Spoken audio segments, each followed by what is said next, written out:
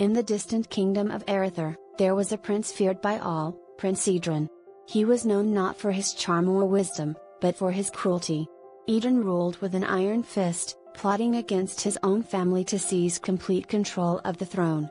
His heart had long been consumed by darkness, and any who dared oppose him were met with ruthless punishment. But even in such a bleak kingdom, there was a glimmer of light, Princess Selene. She was the king's youngest daughter, beloved by the people for her beauty and kindness. However, beneath her grace lay a troubled soul. Selene carried a deep flaw that no one spoke of: she was cursed with indecision. Her fear of making the wrong choices often left her paralyzed, and this flaw became a weapon that her brother wielded against her.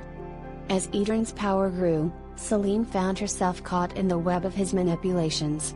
The people looked to her as their last hope, but she felt unworthy. How could she save a kingdom when she couldn't even trust herself? One fateful evening, Idrin summoned Selene to his dark tower, presenting her with an impossible choice. He had imprisoned their father, the king, and now Selene had to choose: she could marry him and rule by his side in a kingdom of tyranny, or watch as their father was executed at dawn. For hours, Selene paced, tormented by the weight of her decision. In the past, she had always run from hard choices, but this time, the kingdom's fate rested in her hands. With dawn fast approaching, Selene made a final decision, one she hoped would break the chains of indecision that bound her heart. She would neither marry Idrin nor let her father die.